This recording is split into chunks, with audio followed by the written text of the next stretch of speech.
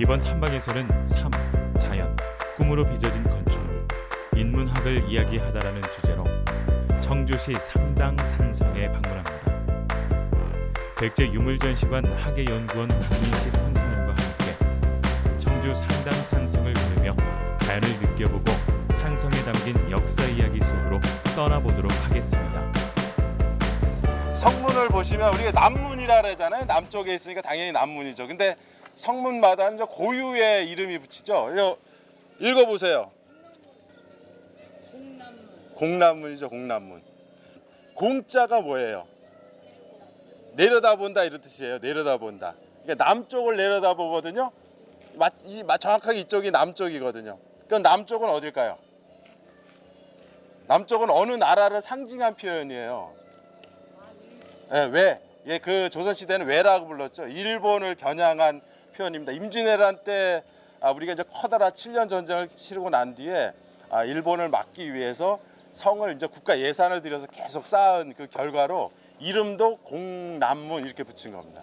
뒤를 돌아보면은 이렇게 이상하게 또 성벽이 또 있죠.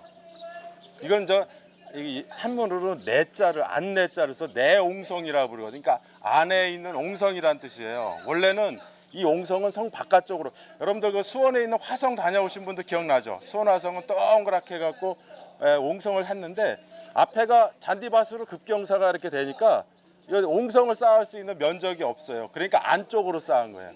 근데 굳이 이걸 왜 쌓았느냐 이거죠. 이거를 안 쌓아도 무방한데. 성문은 우리 왜 영화 같은 데 보면 막 이렇게 성을 두고서 전쟁을 벌일 때 보면 꼭 성문을 공격해요. 그거는 우리도 통행을 하기 위해서 이거를 이렇게 열어놓은 공간이기 때문에 적들도 마찬가지로 성문 쪽 공격하기가 제일 쉽거든요. 성문은 쉽게 공격의 대상이 되고 또 뚫릴 수가 있어요. 적이 여기 우르르 들어와요. 근데 딱 들어왔는데 앞에 벽이 있죠. 그럼 여기 솔직히 잠깐 우왕좌왕하죠. 그럴 때 저 위에서 세 면에서 공격을 하기 위해서 옹성을 또 만들어 놓은 겁니다. 그러니까 이것도 방어를 고려했던 것들이에요. 이제 여기서 우리가 설명을 끝내고 성벽 위를 따라 갖고 또 좀 걸어갈 거거든요. 저쪽 한번 성벽 밑에서 두 번째 돌 한 번만 보세요. 뭐 글자가 쓰여 있지 않아요? 네. 그리고 네 귀퉁이에 다 똑같은 위치에 글씨가 써 있어요. 저게 공사실명제, 그런 말 아나요? 공사실명제. 이 성을 갖다 쌓은 사람들한테 책임을 묻는 거예요. 그래서 저기 보면 병사 누구, 뭐 우후 누구, 내감 누구 해서 관직에 따라서 사람 이름을 써놔서 구간별 성 쌓은 걸 책임져라 이거죠. 지금도 왜 우리 건물에 보면 머릿돌에다가 누가 만들었는지 쓰는 거하고 똑같은 거죠. 이거는 성루라 그러는 거거든요. 이 성 성 밖에 똑같이 대칭으로 되어 있는데 왜 뭐가 떨어지네? 성에 아까 적이 들어왔다 그랬죠. 적을 화살로도 공격할 수 있지만 저기다가 뜨거운 물이나 저희가 좀 속된 표현을 하면 오물질, 그러니까 똥 같은 거를 쏟아붓는 거예요. 그럼 아이고 하면서 사람들이 즐거움을 하죠. 그럴 때 이제 공격할 수 있는 거. 요거는 성 밖에도 있고 평상시에는 이제 배수구 역할을 하고. 위로 올라가겠습니다.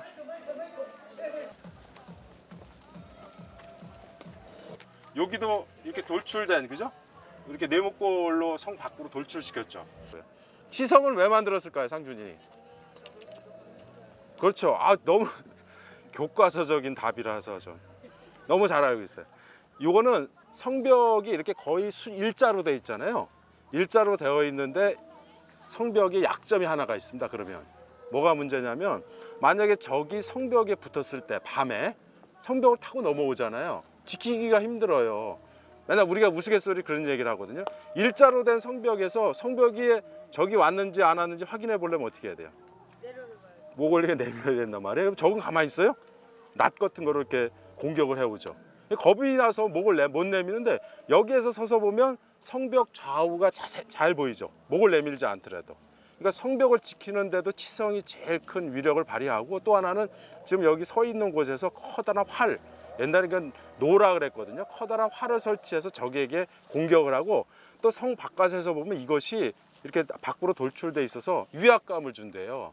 그러니까 이 치성은 아까 얘기대로 성을 지키는데 아주 결정적인 위치를 하죠. 그다음에 제가 오면서 아까 담장 얘기를 하다 말았습니다만 혹시 여러분들이 보시면 밖을 내려다 보아야 되겠죠. 이렇게 목을 내밀고는 안 보더라도 구멍이 뚫려 있거든요. 근데 구멍 보시면은 차이가 있어요. 기울기에. 하나는 저 지금 여기 계신 데는 이렇게 수평으로 되어 있죠. 구멍이. 근데 여기에 보면 경사가 되어 있어요. 왜 그러겠어요? 왜? 경사진 건 성벽 바로 밑을 볼 수 있고 그다음에 수평으로 된 건 멀리 보는 거죠. 이게 지금 이 성에는 이미 우리가 조총을 사용하기 시작할 때예요. 총을. 그러니까 저 이렇게 수평으로 돼 있는 데는 멀리 쏘라. 그다음에 이렇게 경사진 데는 가까이 쏘는 거고. 그럼 여기 이렇게 성벽이 튀어져 있는 곳은요. 그렇죠. 우선 첫 번째는 관찰하기가 좋고 또 하나는 우리나라의 대표적인 무기가 뭐예요? 활은 여기다는 못 쓰죠. 근데 저기는 벌려진 데서는 활을 쏠 수가 있는. 왜냐면 활은 이렇게 만들어진 거예요, 그러면? 이거보다 더 넓어야죠. 원래는 더 넓은데 여기에다 이제 활을 쏜다는 걸 가정하는 것이죠. 요거 그래서 여기 한 이게 갈라진데 그다음에 수평 경사진 걸 요거 하나를 갖다 일타라 그래. 일타에는 그러니까 적어도 병력이 3명이 배치가 되는 것이죠. 이게 나름대로는 이렇게 예전에도 이렇게 성벽 구조 요소에서도 사람들의 배치라든지 방어를 어떻게 할 건지 그걸 갖다 쫙 고려를 했던 것이죠. 또 어떻게 해요? 한 칸 또 올라가 봐야죠. 계속 따라 올라갑니다. 앞으로는 옛날 건물 가시면 항상 문패를 보세요. 문패. 기억나세요? 여기 뭐라고 쓰여져 있는지? 여기요? 제승당이에요. 제승당. 그리고 이제 보통 이름은 여기 서쪽에 있다 그래서 이게 서장대. 그다음에 저쪽에 우리 뭐 음식 먹고 그랬는데 바로 뒤에 있는 거는 동쪽에 있다 그래서 동장대. 장자에 장수장자가 들어 있어요. 그러니까 여기는 서쪽에서 장수가 지휘하는 곳. 저쪽은 동쪽에서 장수가 지휘하는 곳. 저는 개인적으로 여기 1995년에 와서 이 자리를 발굴을 직접 했어요. 그래서 장수가 지휘한다 그러면 높은 곳에 있을 줄 알고 창피합니다 하면 저 꼭대기 가서 한참 파고 있었어요. 근데 아무것도 안 나와요. 그런데 이런 말씀 드리죠.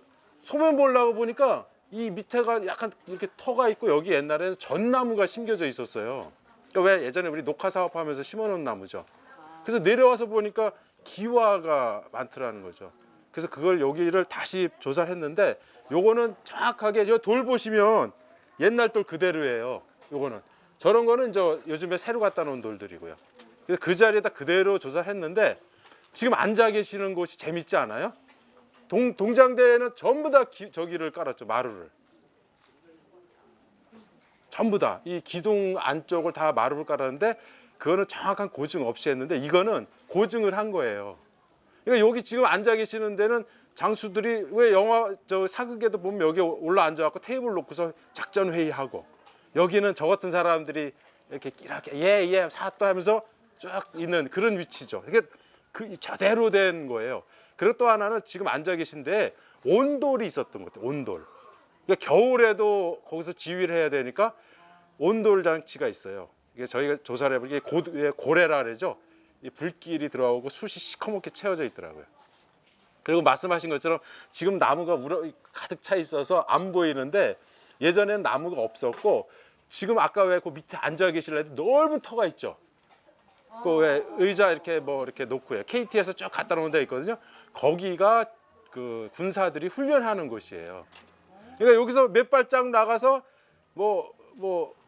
앞으로 지침 뒤로 지침 하면서 해버리면 거기서 훈련을 하는 곳이었고 지금 여기 서문에 온 거죠. 서문은 지금 저 왼쪽에 보시면 저 오른쪽으로 보시면 이름이 있죠. 미호문인데 그 미자를 보시면 왼쪽에 활궁자가 있죠. 그리고 오른쪽에는 저 귀 있죠. 귀. 그러니까 활의 귀란 뜻이겠죠. 그냥 글자 그대로 보면 활 모양 아세요? 이렇게 활 모양. 맨 끝에 그 화사 시위를 이렇게 시를 거는 곳이 이렇게 구부러져 있는데 그 모양이 요거래요. 요게 지금 제가 서 있는 곳이 좀 이상하죠. 이렇게 직각으로 이렇게 구부러졌다 다시 안으로 들어갔는데 요 모양이 바로 그 활의 귀 모양이라는 거예요. 그래서 활의 귀 모양 평면을 가진 미호인데 원래 저 호랑이는 좌청룡 우백호 그죠? 우백호 그러니까 서쪽이에요. 서쪽을 상징하는 동물이잖아요. 그러니까 모양은 미자고 평면의 모양, 그래 호자는 이제 방향을 뜻하는 것이죠. 그러니까 미호문이 이제 서문이라는 걸 호자 갖고도 아셔야 되는 거죠. 그러니까 서쪽, 호랑이는 서쪽을 지키는구나. 근데 예전에 이렇게 돌아가서 이제 그 모양이 특이하다 그래서 미호문의 의미를 알았는데 요 밑에 내려오면 밑에서 보면요. 또다시 옛날 성벽이 나와서 2001년서부터 발굴하니까 옛날 성벽이 또 나와갖고 저 아래쪽에도 보면 돌로 쌓은 성문이 있습니다. 그러니까 지금 이 조선시대의 숙종대, 영조대의 성을 다시 보수하기 이전에도 이미 이렇게 옛날 성벽이 있었다라는 거예요. 옛날 성문이. 물론 이제 우리 조금 더 한번 내려가 볼 겁니다. 그리고 저 성문에 이어서 지금 있는 성벽보다도 아래쪽에도 성벽이 또 있어요. 옛날 사람들이 성벽이 무너지니까 자꾸 위에다가 옮겨 쌓았던 흔적이 저 아래 가서 내려서 볼 수 있을 겁니다. 좁아서 여기 들어오면 어떻게 해서요? 위에서 막 공격을 받으니까 여길 들어올 수가 없어요. 그러니까 일부러 성문을 이렇게, 이걸 우리가 호랑이 입이라는 말을 쓰거든요. 저기 호랑이 입에 들어, 호구, 호랑이 입에 들어왔다 그래서 요걸 또 표현을 미호자에서 따서 여기 호구형이라고 또 표현하기도 합니다. 그러니까 서문은 단순해 보여도 방어를 고려한 여러 가지 장치가 성문에서 그대로 이렇게 나타나요. 저는 이게 이제 개인적으로 상당산성은 청주에서는 하나의 이제 보물이라는 표현을 쓰거든요. 왜냐하면 사실은 상당산성은 통일신라 시대 때 서원경성인 것 같아요. 서원경성. 커다란 집터가 나와서 통일신라 시대 때 여기가 서원경의 이제 치소라고 이야기를 하기 시작을 했어요. 그리고 아까 왜 서문에서도 지금 있는 성문보다 더 앞에 오래된 성문이 있는데 그것도 적어도 통일신라 시대까지라고 얘기는 못 하더라도 고려 시대쯤에 새로 만든 성문이었던 거예요. 물론 이제 후대에 다시 들여쌓긴 했지만요. 그래서 저 상당산성은 청주가 그 신라가 청주를 차지한 순간서부터 시작을 해서 조선이 멸망하는 즈음까지도 계속 유지가 됐는데 아까도 말씀드렸죠. 전쟁 때 한 번도 못 썼어요. 임진왜란 때도 못 쓰고 사실 뭐 병자호란 때는 뭐 청나라군이 여기까지 오진 않았으니까요. 게다가 엉뚱하게 영조 때 이제 반란이 한 번 일어났었죠. 그때 처음으로 여기서 동문에서, 그래서 제가 나눠드린 그 자료에 보면 동문이 열리더라는 표현을 쓴 게 뭐냐면 처음으로 이 자리에서 전투 아닌 전투, 진압군이 와갖고 문 열어 소리 지르니까 문 싹 열어갖고 반란군이 진압됐던 아주 에피소드가 있던 지역인데, 그러다 보니까 나름대로 성벽이 우리나라에서 남한산성 다음으로 잘 보존된 지역이에요. 그리고 이 4.2km는 우리 좀 돌아봤지만 한나절 정도 이렇게 산책 삼아서 돌을 수 있는 공간이고, 조선시대 때 임진왜란 이후에 외를 방어하기 위해서 여기가 뚫리면은 서울까지는 커다란 고개 없이 150km밖에 안 되거든요. 150km는 말을 달리면 하루도 갈 수 있는 거리예요. 그만큼 서울이 방어의 위기감을 느끼게 되니까 여기다 계속 예선 지원을 해갖고 상당산성을 거듭 보수한 게 아까 말씀대로 지금도 이렇게 번듯한 성벽이 이제 남아 있게 된 것이죠. 그러면 오늘 그 기적의 도서관에서 주관한 기류의 인문학 상당산성 탐방을 이상 마치도록 하겠습니다. 고맙습니다. 오늘 날도 너무 좋고요. 우리 고장에 있는 산성을 그전에는 그냥만 돌았었는데 그 전문가 선생님 해설로 들으면서 한 바퀴 들으니까 너무 유익하고 좋은 시간이었습니다. 그냥 별로 재미도 없고 그랬는데 오늘 선생님 설명해 주셨잖아요. 그래서 그냥 들으면서 그냥 이런 부분도 있었구나. 그냥 새롭게 알게 된 게 좀 마음이 좋았어요. 오늘은 기류의 문학 제4차시 청주의 그 상당산성 탐방을 하게 됐습니다. 오늘의 그 상당산성은 청주의 그 대표적인 그 문화 유적지로서 또 역사와 전통을 갖고 있는 그런 곳입니다. 그래서 오늘 주제는 오래된 미래라는 주제를 가지고 산성을 탐방하게 됐습니다. 그래서 지역의 문화재지만 사실 이 문화재에 대해서 제대로 역사관을 제대로 인식하지 못한 경우가 많거든요. 그래서 오늘 특별한 강사님을 모셔서 우리 상당산성에 대한 구체적인 모든 것을 해설을 들으면서 산성에 대해서 다시 한번 되뇌이고자 이곳을 탐방하게 되었습니다. 이번 탐방의 주제 도서는 연규상 저자의 숲길 오래된 미래를 품다입니다. 숲길, 오래된 미래를 품다는 상당산성에 이르는 길을 8개 구역으로 나누고 상당산성의 역사, 전설, 유물에 관련된 이야기에 인문학적인 배경을 곁들여 구성한 책입니다. 이 책은 굳게 닫힌 성문을 활짝 열고 세상과 소통하는 산성 주변의 싱그러운 자연과 생생한 역사의 현장으로 독자들을 안내하고 있습니다. 2004년에 개관한 청주 기적의 도서관은 청주시 어린이들을 위한 어린이 도서관으로 어린이들이 독서의 즐거움을 통해 창의력과 상상력을 키울 수 있도록 다양한 경험과 지식을 나누고 있습니다. 어린이들이 꿈과 희망을 키울 수 있는 재밌는 독서 문화 프로그램을 운영하고 있으며 청주 시민들의 자랑으로 성장하고자 노력하고 있습니다.